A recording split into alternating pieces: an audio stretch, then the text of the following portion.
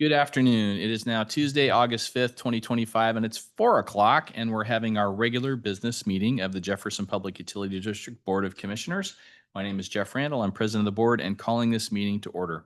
Jefferson PUD will be offering both virtual online meetings as well as in-person meetings unless advance notice is provided. Online participant audio will be muted upon entry. Please unmute at the appropriate time to speak, and if you're calling in, use *6 to unmute, *6 to mute and unmute, and *9 to raise a hand to request to speak. My name is Jeff Randall. I'm Commissioner for District 1 and President of the Board, and if the other board members could identify themselves. Kenneth Collins, Commissioner, District 2. Dan Tupper, Commissioner for District 3. Okay, so we have an agenda. Thanks for identifying yourselves. Pretty long agenda. Do we have any changes to it? I know we had, can I have sorry, stealing Dan's paperwork because I don't have mine up. Thank you. Did we still have Noanet on here for action? Yeah, review? Okay, so yeah, I think we're okay with the agenda as proposed. So can I have a motion to accept the agenda? So moved. Second. All in favor of approving the agenda, please indicate by saying aye. Aye. Aye. Aye. Okay, agenda is approved. So the first item we have is for public comment for things not on the agenda. The public comment period allows members of the public to comment, limited to 3 minutes each, on any items not specifically listed on the agenda or for items listed on the consent agenda. Prior to any public comment, members of the public must first be recognized by the president or the designated chair of the meeting and are not permitted to disrupt, disturb, or otherwise impede the orderly conduct and fair progress of the commission's meeting. After an initial warning by the president, individuals who intentionally violate these guidelines through actual disruption of the commission meeting will be dropped from the meeting. So do we have anyone here who would like to talk about things not on the agenda or on consent? Going once, going twice. All right, we're going to move on then. Manager and staff reports. And we have a new manager. Welcome, Joe. We have some technical details to work through, but to make it official, but Joe Wilson is here. And I'm going to start real quick. We're going to, later on the agenda, there's a resolution for Joe. First, I want to thank Joe here. He's a great pick. I think the board did a great job, and he's going to do a lot for our PUD. I also want to thank the board. It's been my privilege to work with the board. Thanks.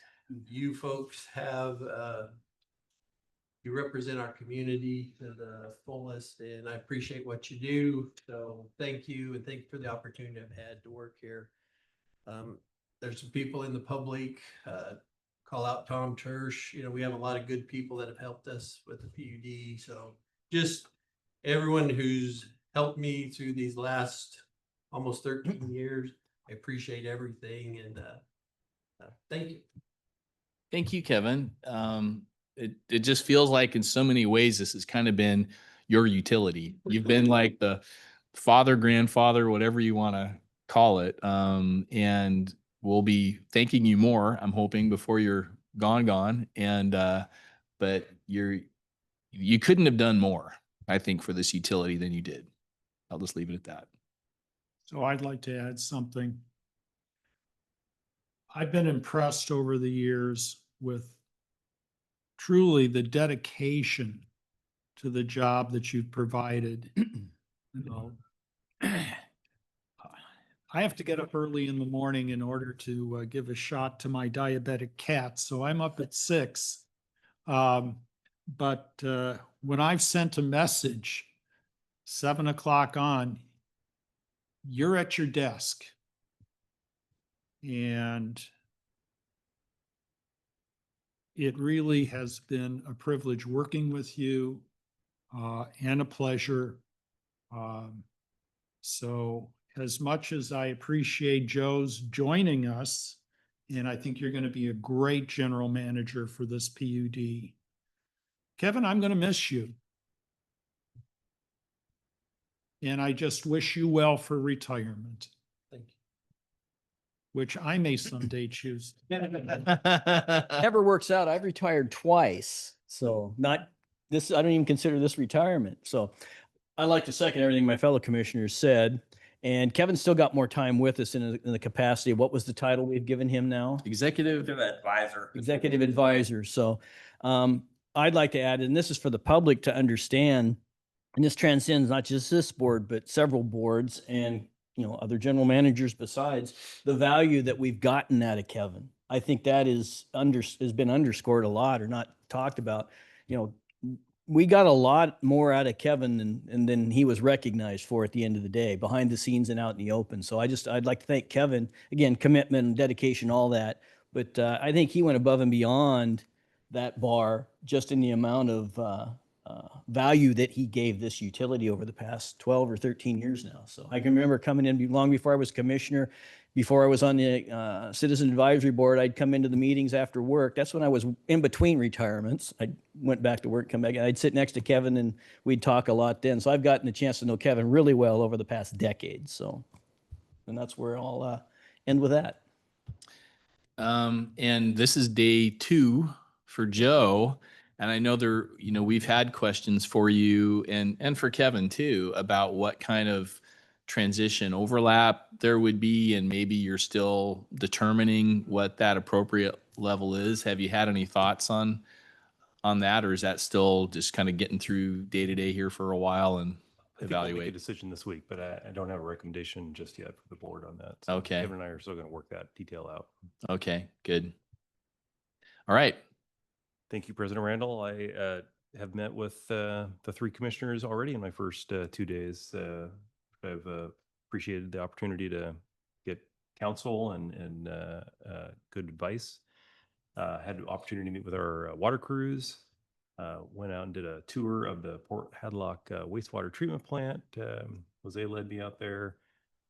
Quimper water filtration facility, and a number of the fiber installations that are underway, looking at several directional bore projects going on to further our fiber installations across the service area.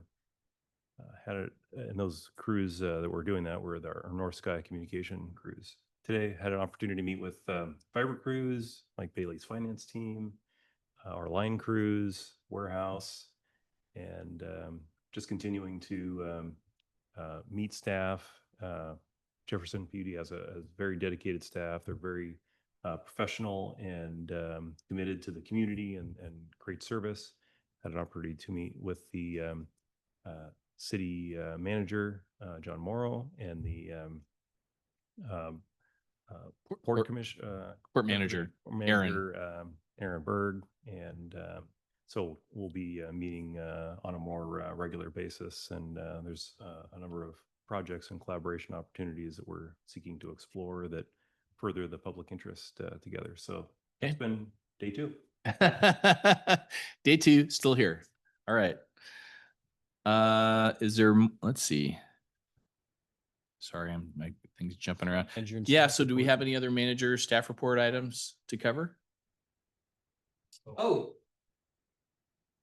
Shannon Groff is also joining us in week 1. So she's got me beat by 5 days. So Welcome, Shannon. And your title again is? Assistant. Okay. And you're working for Joe as well as helping the commissioners with things when we need help. Cool. Well, welcome. And you've been in the community for a while, I understand. Okay, great. What an awesome hire. Super thankful to be able to start with Shannon coincidentally. So we'll be learning together and working closely. So thank you. So I guess I'll ask it of you this way. So we've got roughly 80 employees. How many would you say you haven't met with yet?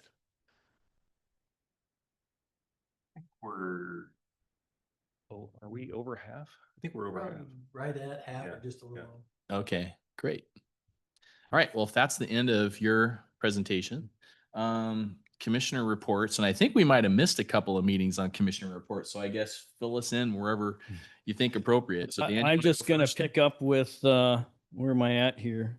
On July 16th. So Okay. Does that go far enough I back? think that's what I had too. Can't remember. I'm Yeah. going to start with that and see if it makes sense, whether I've reported it or not. I've lost track. So I attended the Waputa meetings in Skagit County on July 16th and 18th. Let's see, the 2025-2026 strategic plan was accepted as presented. There was an ad hoc committee was formed and approved by the board of directors to explore options for the Waputa facility maintenance and funding policy. And that'll be the executive board plus 4 others. Could be general managers, could be staff, could be other commissioners even that have experience with financial and or maintenance experience in the real estate side of things. Met with Kevin Street on July 21st. I attended Energy Northwest meetings in Tri-City on July 23rd and 24th.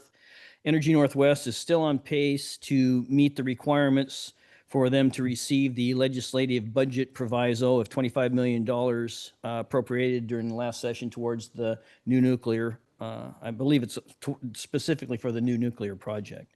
Energy Northwest is pursuing a plan for a statewide geothermal pilot project. They're working with some entities on that. Okay. Energy Nor- I'm sorry, I know I've heard of them talk about that before. Did they get some grant money for that, or No, they? I don't know. Again, I was in and out of the meeting at times Okay. for different reasons. I don't know what the funding source. But for they're that pursuing it They're as looking pursuing at it. Yeah, Okay. it's at a high level at the moment. Right. so. Okay. I thanks. forget how many entities. I want to say it was 6 or 8 entities that they were engaging with, but I Okay. can't remember. They're also looking at how they might offer childcare benefit program, either strengthening or making a newer program out of what may or may not already exist, and it's for recruitment and retention purposes. So they're trying to, be a good employer and offer those kind of services. But again, ultimately, the boards will have to decide, whether or not the dollars are there to do that. The Energy Northwest Board of Directors approved by motion a plan for the Board of Directors to make decisions regarding the path to conditional approval they'll get some enhanced access to data and information that they haven't been getting to basically move forward to conditional approval of the small modular project. And then ultimately, the executive board will take over at a certain point. It's next year, I believe it's in 2026 sometime, and then they will control the project from that point on. Ultimately, our board will need to sign a resolution, and I don't know what the date on that will be. I think it's coming up here within the next couple months, saying that we are on board and we support the small nuclear project. So they need that from all of the utilities, all the members. And there's going to be a special meeting on August 13th via Zoom to discuss the rules on that conditional approval, what that looks like, what that means at that point, and what the board of directors will be doing between now and then in that oversight capacity. Energy Northwest Executive Board elections were made. The president remained John Saven. The vice president remained Kurt Knapp. Secretary remained Bill Gordon, and the assistant secretary was Jim Moss. So, and then a representative from Amazon, Patrick Leonard was his name, gave a presentation. I had a chance to talk with him quite a bit on the side as well, and really engaging gentleman and very smart, originally from Ireland, now resides in King County. Gave a presentation about their needs, they being Amazon, and their commitment to basically having 34 gigawatts of power under contract by 2024 globally. Wow. Globally. And right now, the nuclear project in Washington is the only U.S. nuclear project the only nuclear project they're engaged with. And they have 600 projects in 28 countries. So sounds like they pursue other types of energy sources in other places. They do. They have a very broad portfolio. So in the presentation, they showed some of that. What was into that? Okay. I guess to follow up on that. So it used to be that entities like that would just come to whatever utilities and say, we need power. So now they're realizing that wherever they are, they're having to invest in new energy. Yep. I think Okay. that's a fair statement. Okay. And obviously that's a goal. Whether they can get there or not, just like Washington with CETA, whether we can get there or not remains to be seen. So on July 30th, I accompanied Kevin Street, Mike Smith, Jameson Hahn, and Commissioner Bruce Pollock from Cowlitz PD on a tour of the Bell Pole Company pole production yard in Longview to see how utility poles are created. That was very interesting and fun. Attended our BOC executive session special meeting on August 1st. I also met with GM Street on August 1st. I met with Joe Wilson, the new GM, on August 4th. And I'm going to attend the Public Power Council in Portland on August 6th and 7th. I will attend the Jefferson County Fair on August 8th and 9th. Oh, yeah. I will attend the NOAANET meeting on August 13th, and also on the 13th, Energy Northwest has that Zoom meeting that I mentioned earlier about that process to get to conditional approval on the small nuclear project. What else have I got here? I'll be out the week of the 18th. And I think that's it. That concludes my report. Okay, thanks for reminding me about the fair. Ken, you want to go? Sure. So I attended Waputa the 16th, 17th, and 18th kind of selectively. Met with General Manager Street on the 21st and again on the 28th. Attended the special board meeting on the 1st. Had my first one-to-one meeting with the new General Manager, Joe Wilson, on the 5th. Plan on attending the lunch tomorrow, if that's on, with the incoming and the outgoing general managers. And Sunday, the 10th, I'll put a few hours in at the Jefferson County Fair. Okay. Let's see here.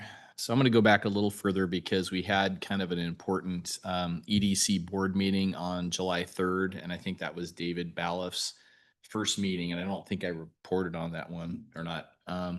So Cindy Brooks is now retired and left EDC Team Jefferson, but she did stay on for 2.5 weeks to help David with the transition. And David's another individual, Joe, you'll want to add on your list. He's the EDC Team Jefferson executive director, and he literally just started at the end of June. So he's brand new too. He came to us from USAID. He was one of the folks laid off there.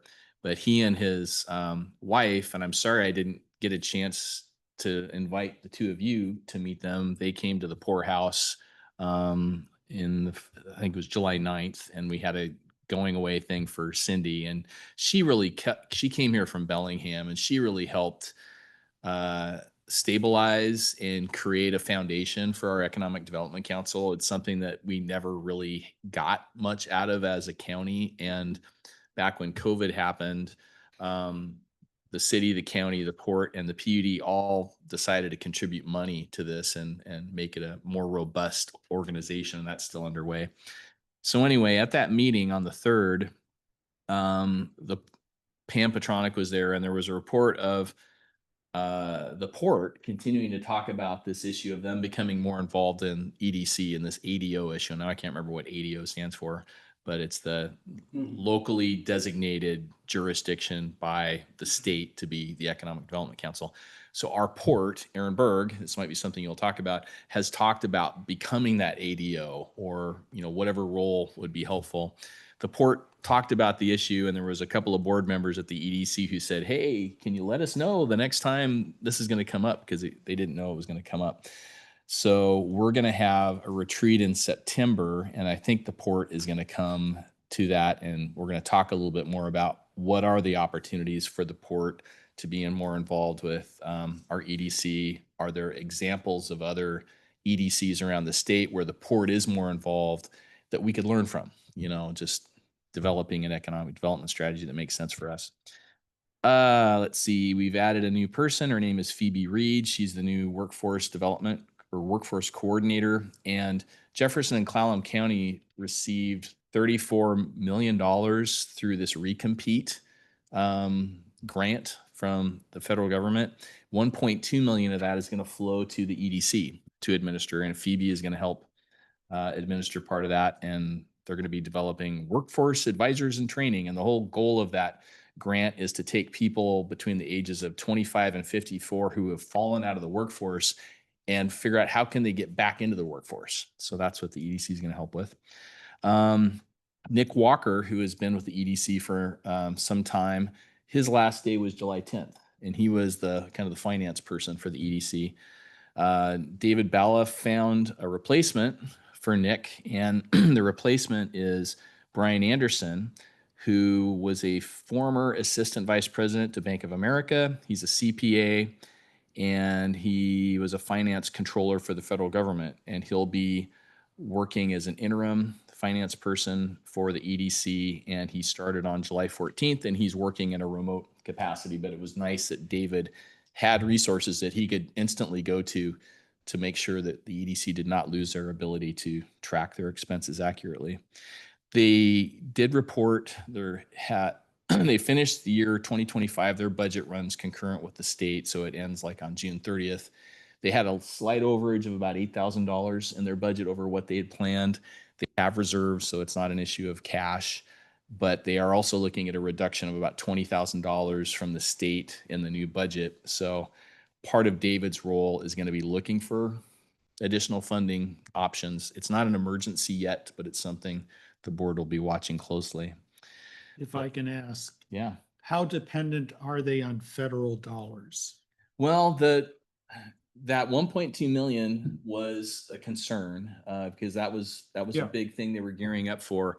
And the North Olympic Development Council, who has that grant, that 34 million grant they're mainly administering, worked with the federal government to make sure we didn't lose it. So we've got that grant. I think that's the main federal one that I'm aware of.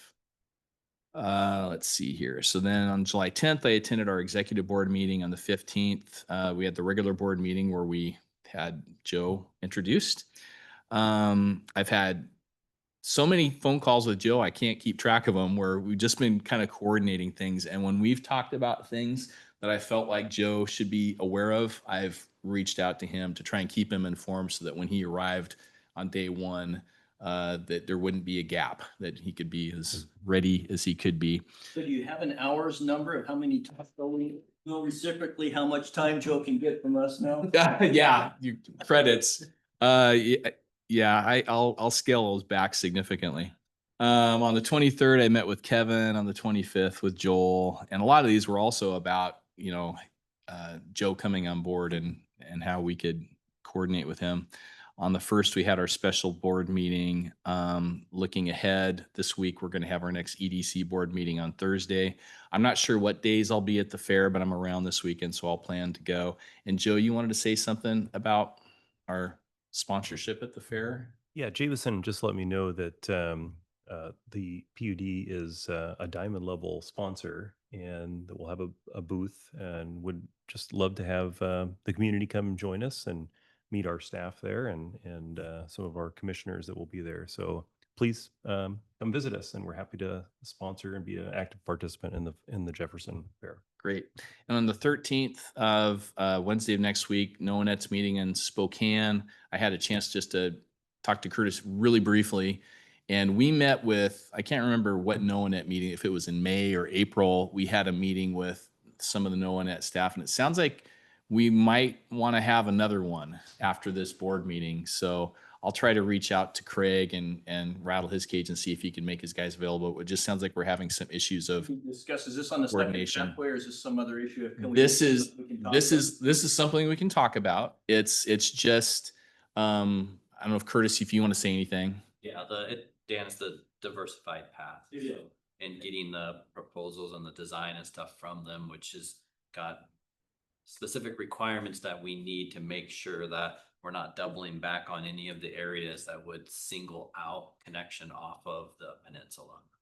So we had a really productive meeting last time that really helped get things started. And it sounds like meeting in person might help us work out some remaining issues. And then we have this issue where currently I'm the board member, voting member on the board. And then we also get a representative member rep. And I don't know if, I asked Curtis, Joe, if you had a chance to talk to him. He said, no, we haven't had a chance to talk to him about NOAANET yet. And I don't anticipate you're going to want to go to Spokane next week with all the things you're trying to do here. But if you can participate remotely, I think that would be good. And I don't know if you want to designate Curtis to be the rep wall at that meeting, or if Are you going to be there in person? There. All right. Well, I was going to participate virtually, so it's fine having you be the member rep, and I'll just be listening in. So. All right. One quick note, I don't know what's on their agenda, but the member rep does have voting rights. We do need to notify NOAANET that he will be our representative, don't we? Hold Yeah. on a second. We're confirming, confabbing I here. thought I could just shift the vote over, but apparently it's a more permanent decision. So we may have a little more talking to do about that. I think though we can designate, because we're in an interim, I would check, but I think we can designate someone at that meeting to be the member rep, as long as we give them pre-notice. Don't quote me. I don't know how solid in stone that is, but If there's a vote, you can have Curtis vote, but that's a little different than what you guys, member rep. Is a little bit different. The permanent association should probably be talked about a little bit. I guess if staff could look at what the rules are and decide how we notify Noanet of who the member rep is and do it before the meeting. I think is the board okay with that? Because I don't think we mind whether it's you, Joe, or you, Curtis, but we should let them know it's yeah, one of no you. one that would mind. I mean, they've gone, this has been a little bit of a bone of contention for the last 6 months to a year. They do want to be notified. That's my point. Yeah, we Action should. item noted, but Curtis will be in person and I'll be online. But prior to that, we'll let them know who the member rep is. Okay, thank you. And that is my report. Okay. So back to the agenda. Consent agenda. Second. Hold on a second. So consent agenda and looking at what's on there. Do we have any issues with the consent agenda or do we want to go ahead and take a vote on it? Motion to approve the consent agenda is presented. Second. All in favor of approving the consent agenda, please indicate by saying aye. Aye. Aye. Aye. Consent agenda is approved. Old business resolution appointing Joe Wilson as general manager. So maybe Joel, you could chime in on this one. And I did notice one little typo in the first whereas, and it's that commissioner. Commissioner. Just say commission or Whereas the commission of Jefferson PUD have conducted. Plural, is it? commissioners. Is it prop? Yeah, it was missing something. We can correct any mistakes. What should that say, Joel? Whereas I'm trying to get to the right page here. Can you, on the agenda, if you don't mind? commissioners. I think So it's page 83 of the packet. Is yeah, that- the first whereas should say commissioners. So yeah, so we have a resolution. Did we do a first reading on it? So, yeah, as I explained last time, it's kind of a clunky process by statute, but it hasn't changed over time. So we're stuck with it, and that when the public utility district hires a new general manager, it needs to do it over the span of 2 regularly scheduled meetings. And that's what we've done. So we had a meeting in July and introduced this resolution. You reviewed it and recommended that it be placed on the next available meeting date, which is today. And I think unless your minds have changed, I think all you need to do is vote on approving this resolution, appointing Joe Wilson as your new general manager, and we'll correct any typos in the resolution, and I apologize for that. So I move that the Board of Commissioners of Jefferson PUD approve by resolution the appointment of Joseph Wilson as our new general manager. I'll second the motion. Okay, we have a motion and a second. Did we have any public comments or questions? Not seeing any. All in favor of the motion appointing Joe Wilson, the next general manager of Jefferson PUD, please indicate by saying aye. Aye. Aye. Aye.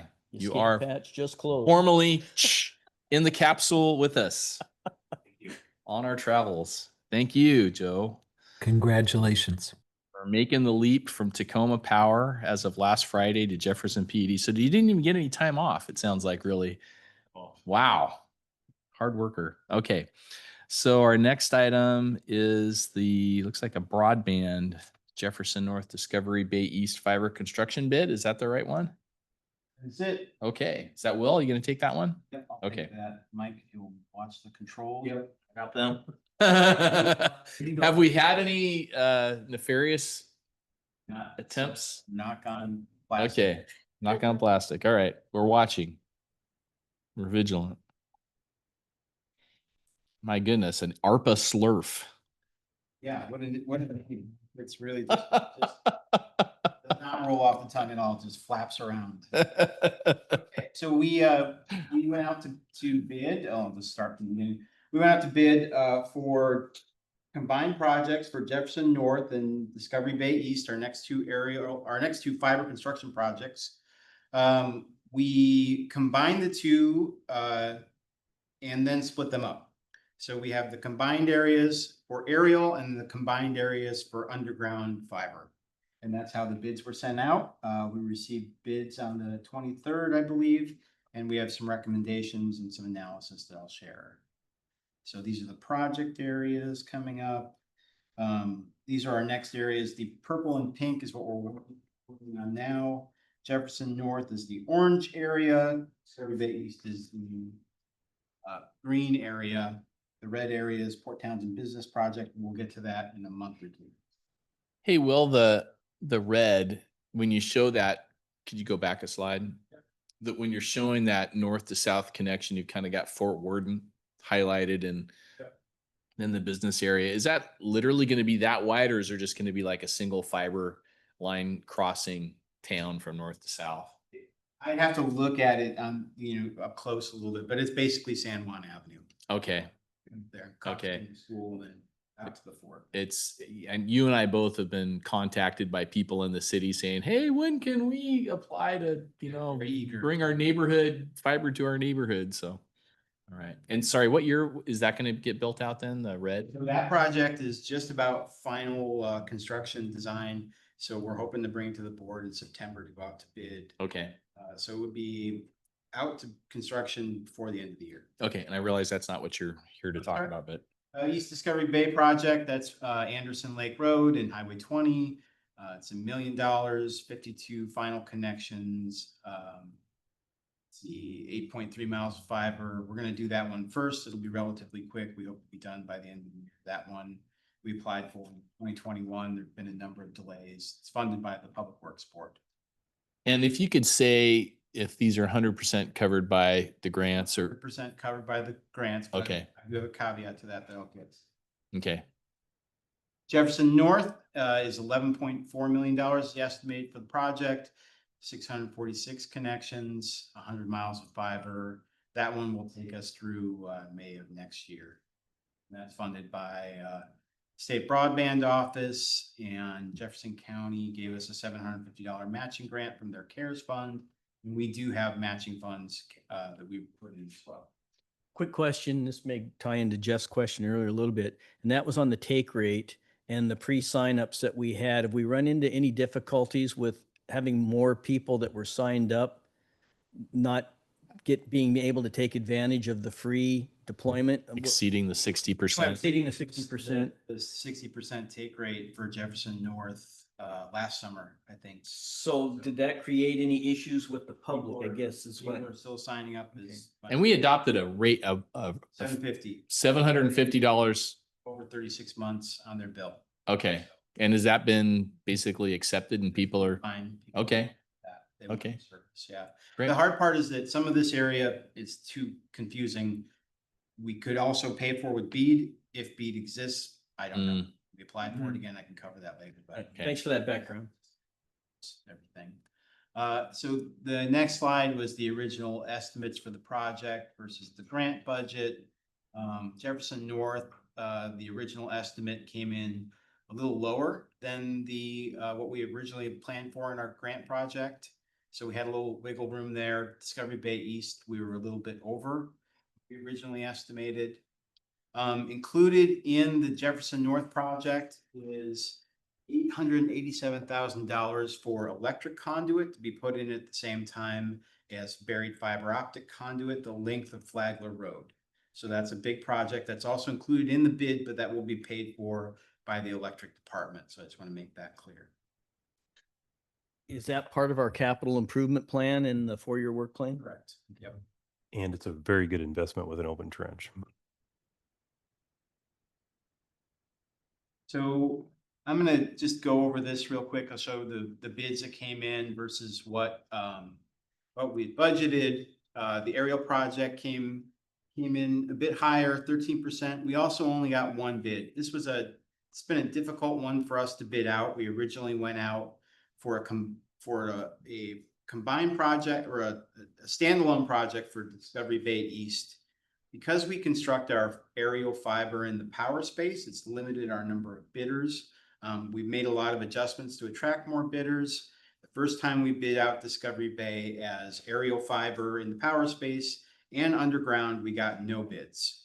We redid it, we came back, we got many folks that were interested, and one very late bid, but only one qualifying bid.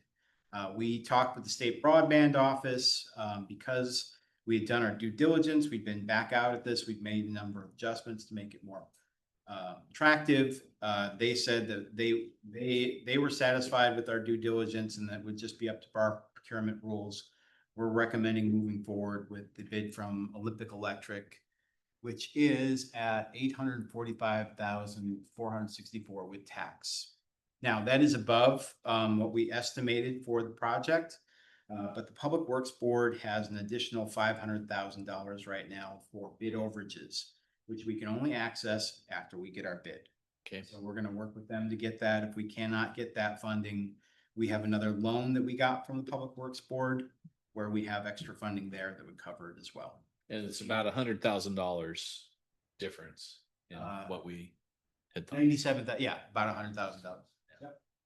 Okay, on the buried project, the bid came in higher. The winning bid, the highest bid was from Mastech, and the final total with tax is $8,713,067. It's 5% over the estimate, but because it's a big project, it's a lot more over what we originally anticipated.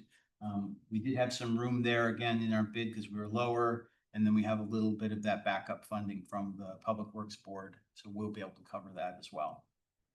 Could you say that again? How are we anticipating? Because that's a bigger overage. It is a bigger overage. So let me go back and I can see how much. Our original estimate was $700,000 of wiggle room that we were under. So we have that covered there. We've got a couple other costs though of make ready and things like that will eat that up. But we have, if you'll remember, we went out for the Public Works Board. We did a $4 million loan request that they gave us $2 million grant. That was supposed to cover overages for the Olympic Fiber Corridor project. But as of 2 months ago, the NTIA gave us an additional $2 million. So it sounds like I'm juggling money, and I am, but it's all to our favor. So we have Okay. extra reserves in there. We've been able to get money for overages and it's there and, okay. Yeah. We're seeing overages. That's where we are. We should be covered. We should not cost us to have to kick in any additional cash match Okay. from the PUD. Long story short. How are we doing in terms of money in, money out and reimbursements and all that? Is that going fairly smoothly right now? Yeah, it's been very smooth. We're working on a very big reimbursement request for our PUD labor and materials that we initially purchased in 2022. So that will go into the state within a couple months. Okay. And it seems like our cash on hand is better than it was at one point, so we don't have those issues. We're not in the desperate state. Okay, good. Depends on when the BPA bill hits and all the other stuff. Yeah, we will be doing, once we get the reimbursements from, because we purchased $2 million worth of materials that we still haven't been reimbursed for. So we'll be getting that in the next couple months. Just to So we'll be- remind me, do we pay BPA every month or is it Quarterly. quarterly? BPA is every month, Oh, okay. RUS loan. And is- this that's is quarterly. RUS is quarterly. Yeah, thank you for that reminder. So I'm just providing these because you often ask for them. It's the timeline for all of our projects. We're finishing up the Olympic Fiber Corridor and the in-betweens projects in 2025. Discovery Bay East, we also hoping to finish up in 2025. We're hoping to have Jefferson North and the Port Townsend Business Project construction done by 1st of June of 2026. Then we move into our $18.4 million reconnect project, which is funded by the USDA and the State Broadband Office with construction. Hoping to get that started as soon as we wrap up our other projects. The last one is the BEAD project, which I have some good news about that and some bad news. We had to do a third round application, which we put in a week or two ago. We were able to do a little bit of redesign, and last time we asked for permission from the commissioners to leave out electronics and engineering from our bid application, so we could stay under the $7,000 per passing requirement. We were able to do a little bit of redesign based on some of the new rules. We were able to include those back in and stay underneath the 7,000 per passing. So we had a grant application of 6,385,314. Would require additional cash from the PUD to make the project whole. That's the good news. Bad news is that first couple rounds, I don't think anybody else applied for our area.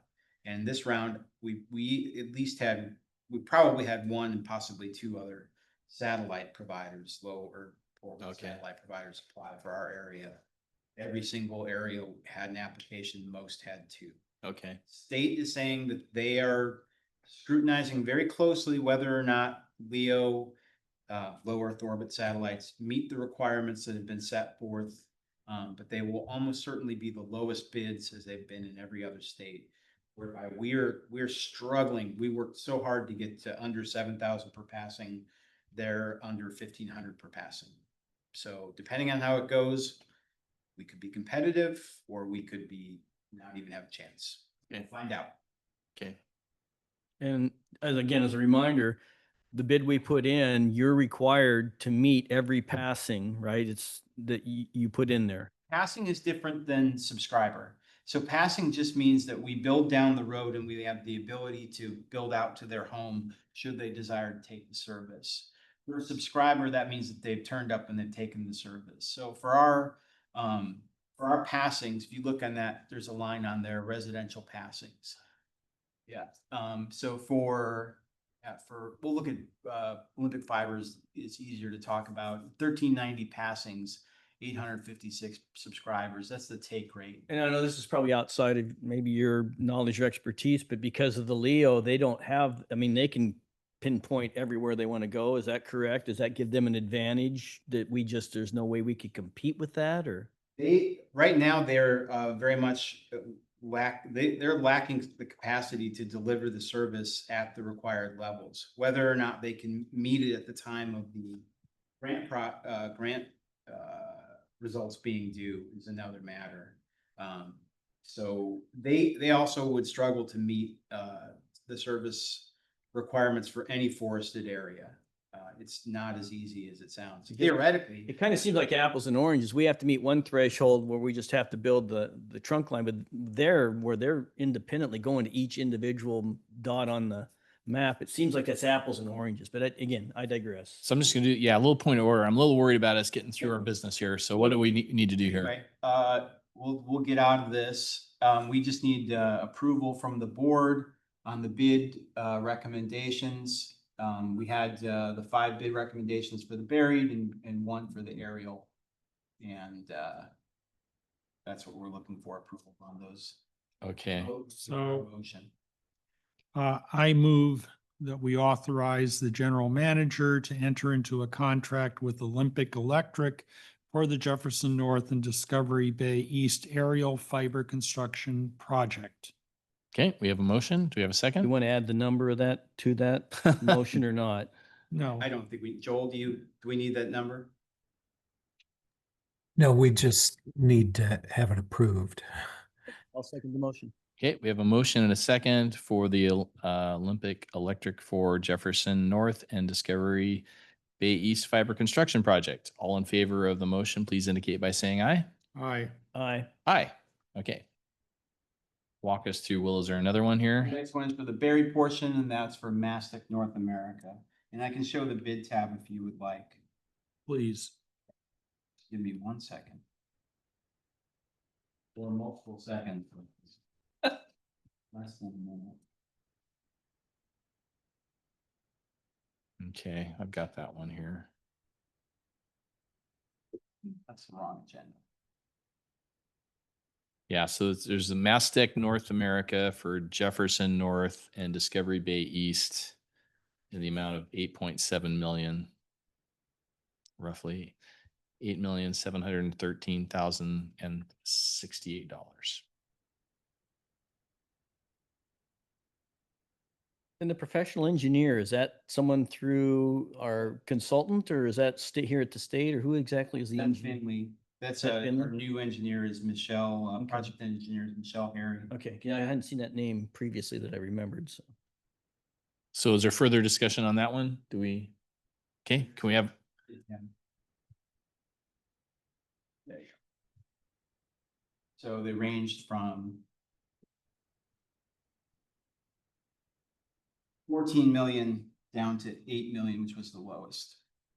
Guess my only question is, we ever dealt with this company before? Do we know anybody that's had experience with them, just out of curiosity? okay. All right. Right. Can I have a motion? I move that the board approve. Start again. I move that the board authorize the general manager to enter into a contract with Mastec North America for the Jefferson North and Discovery Bay East Buried Fiber Construction Project, bid number 25BB0804, if anyone is interested. I'll second the motion. Okay. All in favor of the motion, to approve, to authorize general manager to enter into the contract, please indicate by saying aye. Aye. Aye. Aye. All right, that one's approved. On to Dana Roberts Substation. Who's going to lead us on that one? I'll go quick. This is part of our transformer swap we've been talking about for several months now.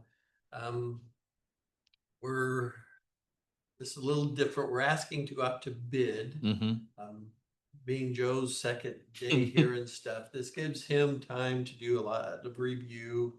We can go out to bid. We can even get quotes back, but then the board can say, you know, we're gonna move it one way or the other, depending on what Joe's research shows.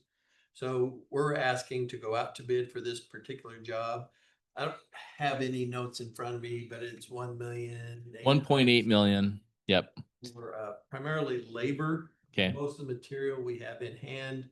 For example, the sales towers are sitting there. We're gonna use the transformer out of Discovery Bay. Right. So we're asking to go out to bid. It puts us down the path, but it doesn't mean we have to do the project. And this is one of the ones Joe asked questions about because he knew it was going on, and I explained what I knew about it, that this was one we were trying to get completed before winter peak happens, because we saw the issues with our substations being, at or above capacity in the cold weather peaks. So I guess, Joe, what's your comfort level with this? It's looking good. I'd like to spend a little more due diligence on it, but everything I've seen so far looks good. We're below industry standard best utility practice planning margins on our bank capacity, and this would aid it.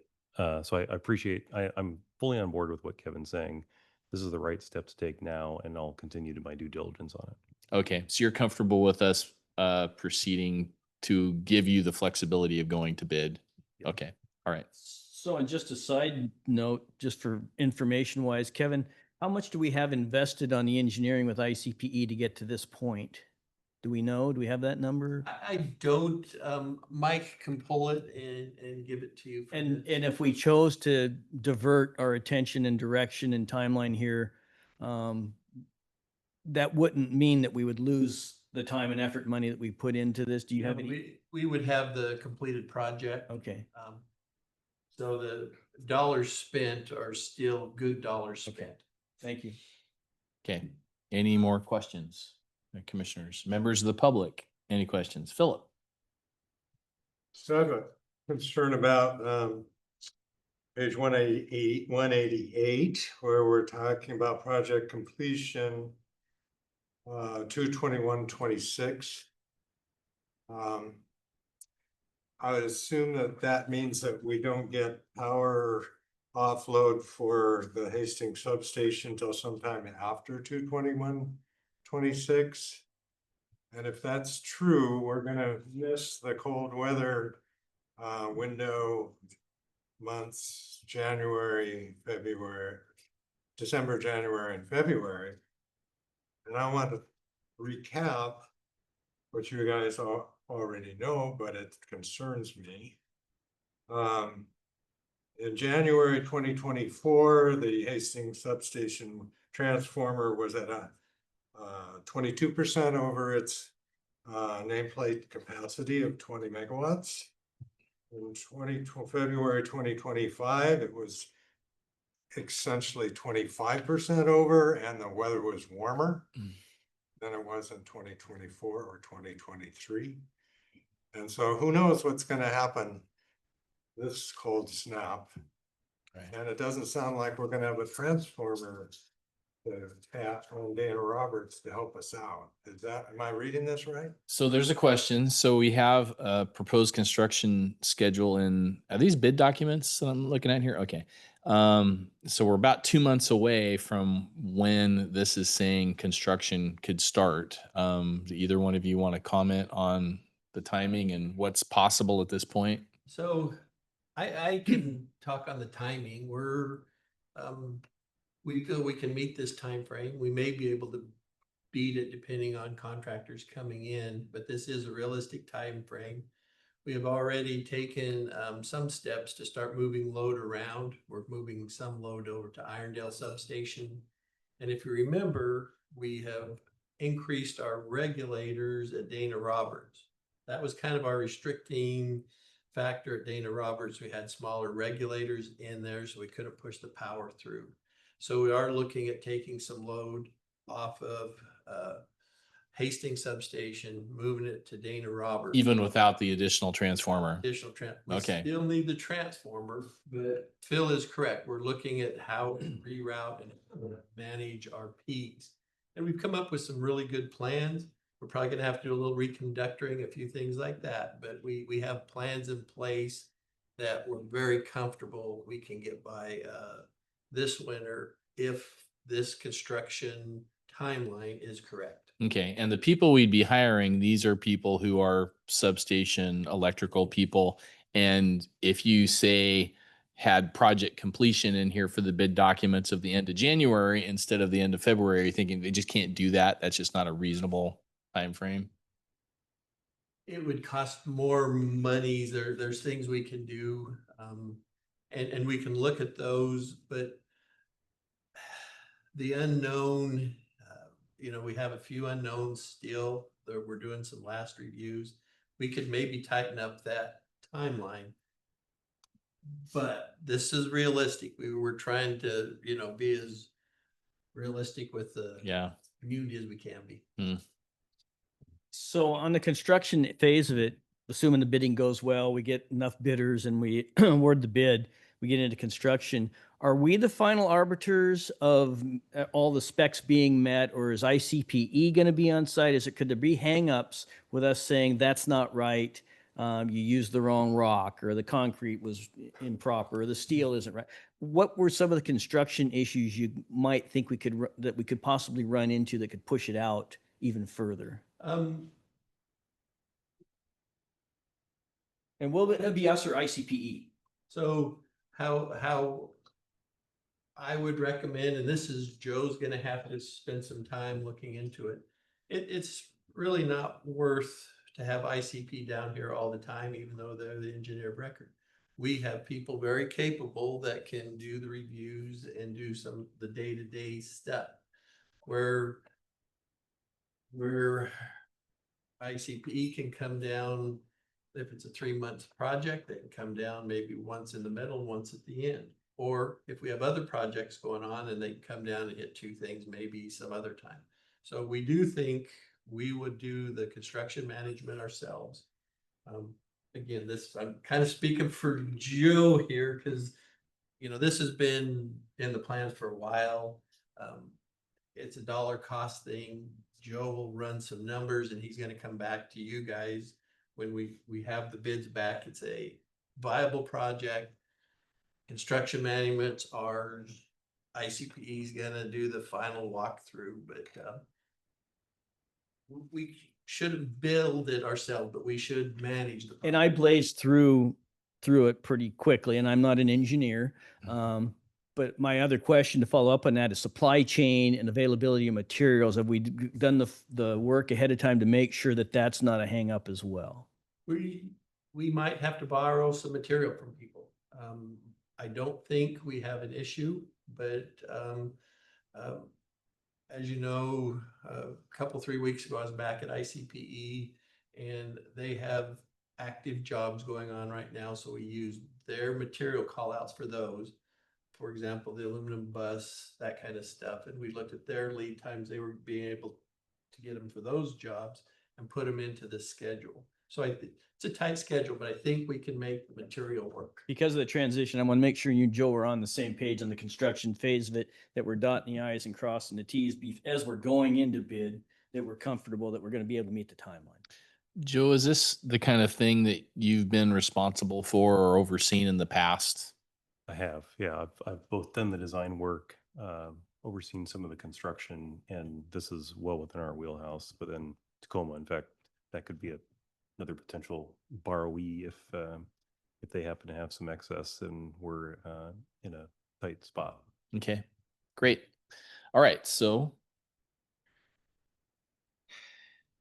I move that the Board of Commissioners authorize the general manager to move forward with, let us say, exploration of the Dana Roberts Bay 2 expansion and report back to the board. I'll second the motion. okay, motion and a second to authorize staff to continue with the process and report back to the board. All in favor of the motion, please indicate by saying aye. Aye. Aye. Aye. That one's passed.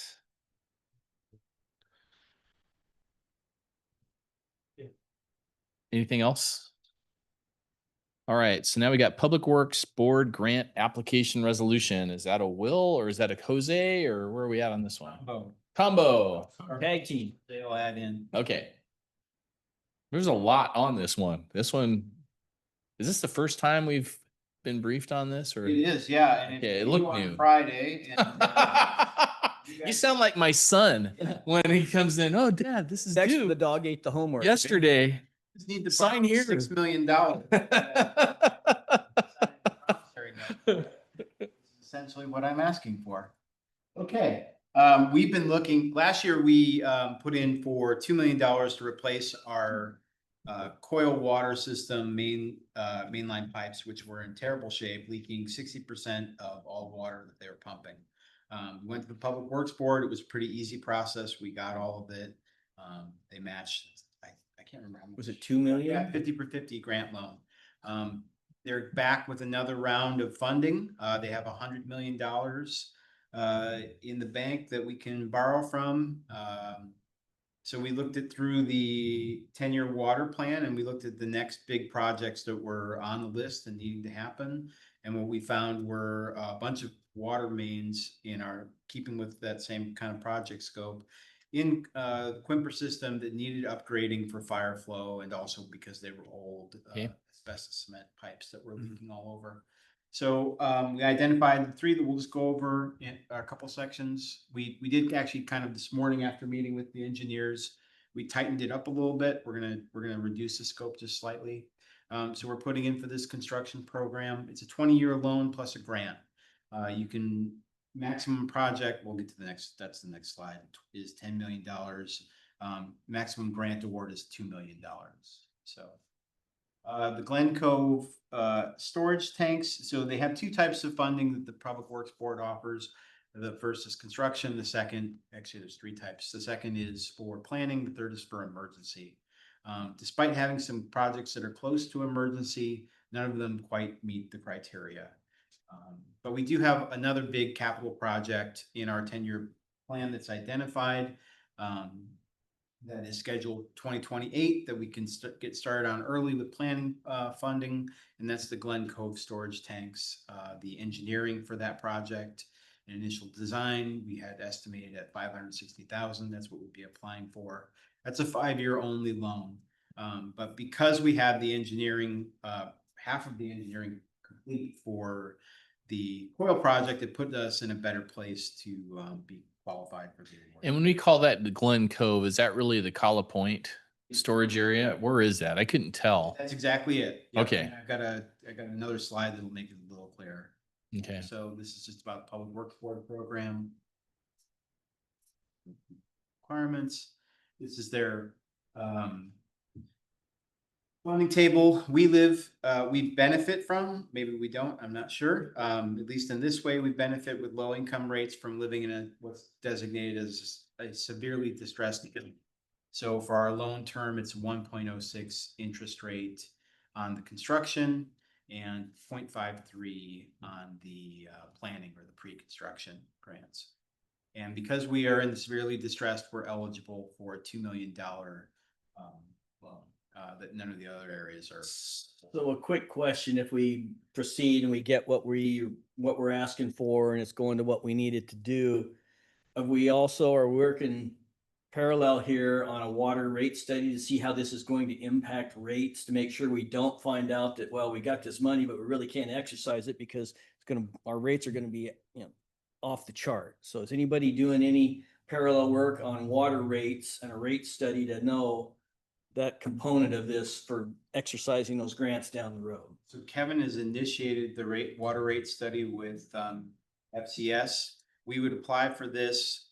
We wouldn't find out for a few months if we were awarded it, and we'd have the time in between now and then to find out how much we need to adjust. They would put this capital work in their budgets. And is the water tank, is that a fire flow issue, or do we have water tanks that are old and need to be replaced, or could you talk about the need for that? Fire flow, I'll show you in just a slide or Okay. two, and then Jose can address it a little bit more. We're at 30% design on the water system pipe, the main replace. Originally, we were gonna include that upper section of Maristone. After we review a couple more times, there's a couple more sections on Maristone that we thought would be better just to group as one separate project and not include in this. So we'll only have 3 sections, all of Four Corners Road, Kennedy Road, and a little section in Irondale. There. So is that gonna drop the cost down a little bit? Well, originally when I put it in the packet, originally it was 7.5 million. Now it's 6.3. Okay.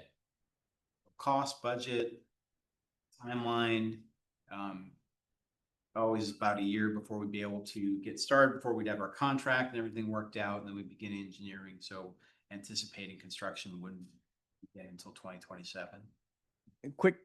So again, I probably missed it. So we have Coil is one with how many Coil is already awarded. customers? 14. 114, and Quimper is 3,600. So, English, yeah. okay, just look at the number of customers that's gonna be impacted. That's just what I'm trying to look at. Out of 5,500 roughly. This is the work that'll be done in each location. Commissioner Collins. Yeah. Just for our information, what was the nature of the project on Marrowstone that had to be cut? Looping and upsizing, basically down Schwartz Road and coming back onto Flagler. There's a section on there that's about a 2-inch main. Mm. And we were gonna upsize that to a 6-inch main and loop it in over onto about where, that farm is, come in through there. And were those all put in as part of that Marrowstone water project, or was that pre-existing? The It's pre-existing. 2 inches awful small.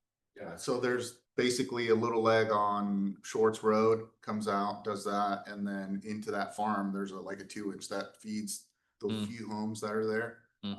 We would tie it, come in through the backside and tie it in. And we didn't cut it it's still in the 10-year work plan. And what we would rather do after more discussion is package it with a bundle of projects on Marrowstone Island as one narrative project. Look- for future funding. Look at a little more of the need and be more comprehensive. So we were Okay. 100% clear on the easements there. So Okay, a little simpler, stick with right-of-way projects. okay.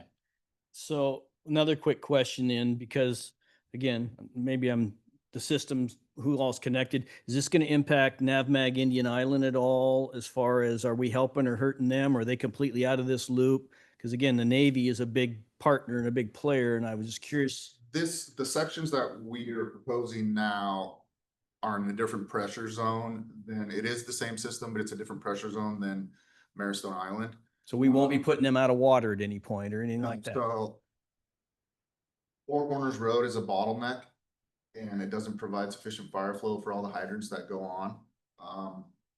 We have a couple particular cases where we need to upsize it. Couple projects that have happened in the past that are not to code anymore. So doing a 10-inch main down Four Corners Road would be pressure. Basically everything from the Y this way. Maristone Island is fed off of lines through Hadlock. And this affects the fire flow going all the way up Cape George to Hastings, and that's that, or? Yeah, so they call it's the South Hastings Yeah. pressure zone. So I'm just curious, I'm just, again, making sure that we're not going to impact the Navy negatively at any point during this kind of a project. Okay. Yeah, and I didn't consult with our finance director to get really nice charts, so I went to calculator.com to do our little loan rate table real quick. Because we're in a hurry on this one and we have a lot of competing projects going on at the same time. But I put in just the 1.06% interest at 20 years for the, if we get no loan, if we get only loan funds, or if we get the 2 million in Sure. grant funds. And it's preliminary information for us to authorize you to proceed or not. Yep. Okay. They've been, and we've gotten the grant funding every time we've gone to the Public Works Board. Last time we didn't ask for it for that broadband match program and they gave it to us anyway. Okay. No, it was available. So All right. they've been very generous. It's the tank project, Glen Cove Water Tank Engineering. You can see in front is Cal Point. There are 2 tank, or no, 3, is it 4? How many tanks do they have? So there's 2 on the Glen Cove South and 3 inside the gate for Cal Point. So in this project, we would be replacing the second tank, right? Yep, in the back there. Yeah. It'd be a little bit wider and a little bit taller, enough to be able to get approximately 10 to 15 pounds more. So it'd be 10, 15 feet taller. And does it just help the fire flow in Cala Point, or does it help areas outside of Cala Point? Outside of it, well, it's somewhat affects the airport. Okay. So it goes beyond Cala Point. Yeah. Okay. So Woodland Hills, all that kind of stuff. Okay. again, I was spacing, I was thinking about something else as you were talking there. Then is this a retrofit or a complete rebuild? But, It would be a rebuild. We would Okay. take that down and then rebuild. okay. Yeah. So are there any new seismic specs or other things that are going to apply here moving forward that we aren't familiar with in the past? Probably when that one was built, there was Okay. a lack of. So Joe, being day 2, are you comfortable with us proceeding with this loan and commitment and so forth? I am now. I understand why Jose took me out there yesterday. So yeah, so I mean, these look like the interest rates. These look like good values for our customers. So I'm in support. Okay. How Additional. old are the original tanks that we're looking at? I'm not sure the age on that back one. The one in the front is a little bit newer. Looks like 1960s or 70s or something. It's been around a while. Okay. 19 oldie. And All again, right. we're only looking for the engineering and planning funding for this project. And that would set us up to look for future funding to do the capital work. And it's anticipated to do the capital work in the 10-year work plan in 2028. So we've got Okay. some time. All right. Additional questions we have a resolution approving the submission of applications to the Washington State Public Works Board for loan and grant funding for water system projects. So moved. A couple, yeah, I'll second it. And I have Okay. a question. Go for it. More Yeah. discussion. Yeah, the only thing have a question about is with this application, there's a lot of verbiage in there about solid waste management plans and a whole bunch of things. Do we have everything in place?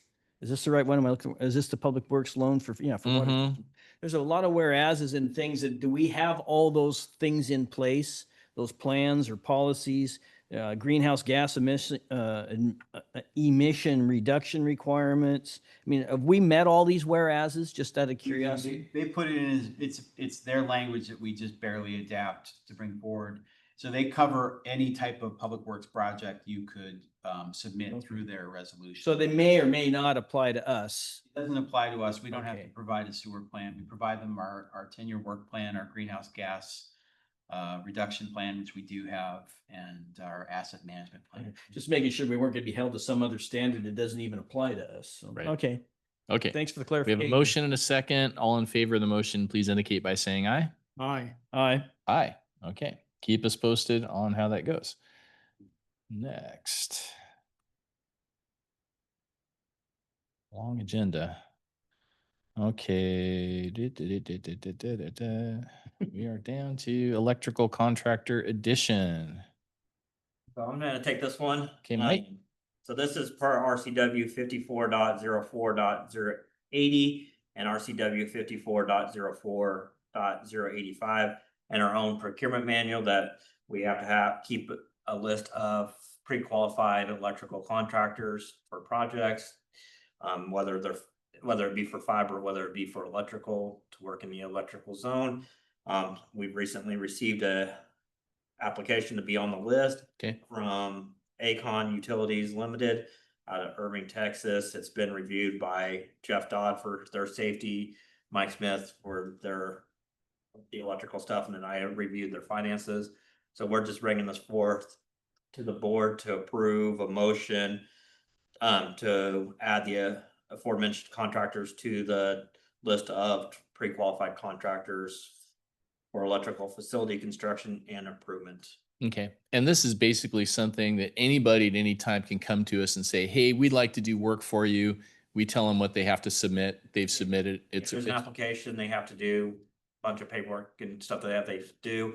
We usually try to get it done at the end of the year for the first part of January. Got it. Once in a while, they come through the year to do it. So this Okay. is another one that we're just getting on the list.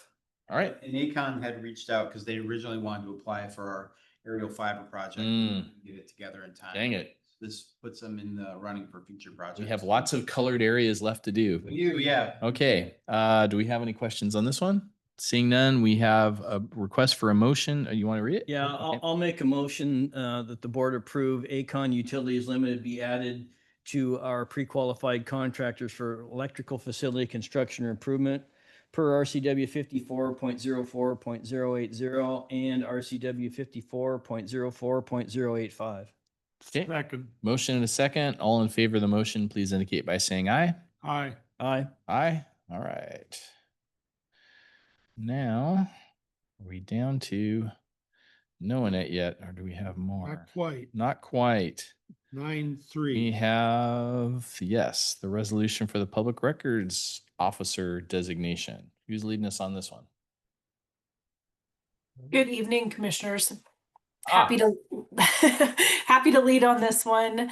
So just some background on this. When Laura Fabian was designated as our public records officer, we had designated myself as the alternate. And with some of the staffing changes that are happening and having Shannon on board now, we are going to designate her as the alternate for public records. That way we have backup in case Laura is out. So essentially with this, our recommendation is to pass this resolution by motion. Okay. Thank you, Melanie. Do we have any questions for Melanie? We have a resolution. Go ahead, Dan. I'll make the motion that the Board of Commissioners hereby appoint Shannon Groff as the alternate public records officer and revises resolution number 2025-006 by removing Melanie DeMarais. In addition, the central office for the PUD remains 310 Four Corners Road, Port Townsend, Washington, 98365.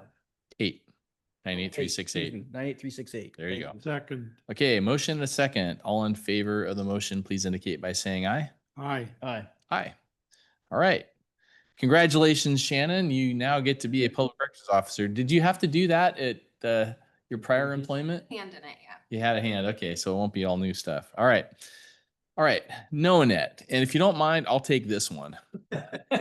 This one was a heck of a lot of documents, and I went through it and looked at it line by line to see exactly what is being done. So I will try to summarize this. And I did reach out to Craig Nelson at NoNet just to clarify that I had it right.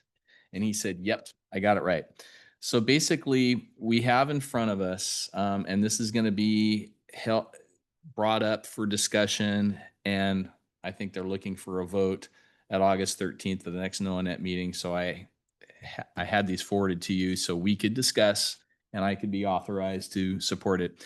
So what is being done is the articles of incorporation. These date back to when it was first established. And under Article A, currently it refers to, and this is Section 2, the first item refers to BPA and refers to members participating in NoAnet in order to help with load reductions and conservation, all sorts of things. And they would like to eliminate all references to their members being electric utilities. And I don't think they see any reason to be referring to BPA anymore. And basically, it doesn't limit NoAnet from working with BPA or any other owner of communication infrastructure. There was just no reason to call them out. So that's what the first one does, Section A. Section B in the new articles is unchanged. Section C of the old articles of incorporation did two things. It referred to the services that NoAnet could provide members, and then it referred to services it could provide to non-members. You know, anybody else out in the world that might want to do business with NoAnet or NoAnet might want to provide services to. So what they did under the new articles was split those into two new sections. So sections C refers to member services to folks like us, and this new section D refers to services to non-members. And basically, it's the same intent. It's just broken into two sections. And then section E, F, and G are what used to be D, E, and F. So it's a lot of paperwork to do not a whole lot of action. So I guess any questions on those changes to start with? No. So the intent is to expand Bingo. membership. Yeah. So why behind this? They've had a couple of tribes have approached them who are in the business of providing communication services to their members, and NoAnet is being brought in to provide those services, and those tribes would like to be a part of NoAnet. And NoAnet is trying to increase their member pool. And the whole goal of new members coming on is they'll be, I can't remember the formal language, but this idea of having NoAnet provide almost all of your services. This is aimed at new ownership, not affiliate membership. Correct. Yeah, these would be voting members. They would be new owners. And then the other one was this, I can't remember what they were called, but it was out of Spokane. It was like it was a PDA, a Public Development Authority. And neither one of them are electric utilities. So that's the goal, is get rid of that electric utility language. So that's the articles of incorporation. The bylaws, the only changes they were making were the old language referred to communications, and back in the day there was like voice over IP and cable and who knows what. And now they're like, we just want to refer to broadband. Broadband refers to what we do. So they want to change the definitions to say broadband, and then Energy Northwest is being struck as a member because they are now an affiliate. So that's how the bylaws are being changed. And that's really it. Those are the changes. So again, and it's kind of confusing. The public probably doesn't quite understand this. The commissioner that represents us sits on the board of NoAnet. That commissioner's job is to do things to benefit NoAnet. When you're, Well, and this is part of what's going to come up, I think, with more language in this, and it's all well and good, and that's the way it should be. So just so everyone is aware of that, that brings me to the member rep and who's going to be the member rep. Kevin's our outgoing member rep. Kevin, I'm going to ask you, do you see any issues from the member rep standpoint? The member rep represents Jefferson PUD at NoAnet. So do you see any negative impact to our utility by by doing this. No, matter of fact, there could be some positives to our utility, different groups coming in. We don't know how those relationships will bear it out, but there could be some benefits to us through these changes. And I think the bigger thing is, as an owner of Noanet, the healthier Noanet is, the better for us, the less stress on us. And they're really trying to do that. They're trying to go out and look for collaborative opportunities where they can take their staff and provide services to other customers. And if their balance sheet is good, it's less pressure on us as an owner for possible. Yeah, I'm in favor dues of or- knowing that expanding. I mean, again, Okay. I've always been in favor of So that. I guess I'm hearing from you that there's consensus that I'm allowed to support these changes at the next Yes. board meeting. Yes. Okay.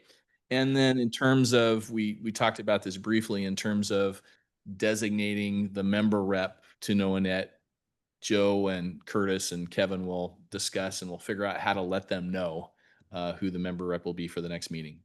Okay. And going forward. Okay. And I'm sorry, I've just got one small item, commissioners. The other, there's a specific request that you allow Spokane or Broadlink as a member specifically. That's that the, on the agenda also? that will be there. It's sort of a conditional approval if certain things happen. So just, I Well, think you all are up to speed on all of that and in consensus, but I didn't want that to slip by.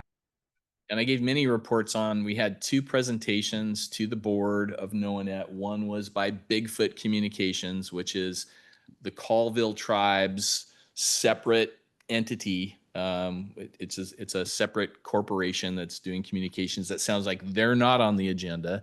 The one that is on the agenda is, could you say their name again, Joel? Broadlink? Broadlink, thank you. Yeah. PDA, which they are providing communications in areas in Spokane County, I think, where there just is a need. And they're looking at Noanet helping them achieve their mission. So it's a natural partnership. When that was brought up, none of the other board members had a problem with Broadlink at all. We saw them as a natural, bring them in, add a lot to Noanet. There were some questions about a tribe joining, and I think some questions the board had, just making sure that that any issues that would come up, it wouldn't suddenly throw us into some other different jurisdiction. So I think there were some questions to answer on the tribal folks joining, but I think that's So could be what done. kind of an entity is Broadlink? They're a public development authority. So we had, Thanks. you can create public development authorities for all sorts of purposes. We had one that was at Fort Worden in Spokane. The Spokane County Commissioners established Broadlink to kind of do what Jefferson PUD is doing, is to provide better internet service in certain areas of Spokane County where they just had, dial up or worse. So there, they didn't have a Get PUD. worse than that. Tin can and string. They didn't have a PUD to work with, so they formed a PDA, and it's alive. And they had their CEO or executive director. I can't remember who she was. So Tom Tiersch, you got your hand up. Thank you, Commissioner. Appreciate the opportunity to ask. I just have a question. With these new members, when a new member joins Noanet, is this like a law firm where there's a buy-in before you can become a partner? Do they have to contribute something up front in order to get the benefits of being a member? And if so, then I guess that would be helpful to all the other existing members. I just am curious as to how that whole process works, because I don't think it's ever really been explained to the owners of Jefferson PUD.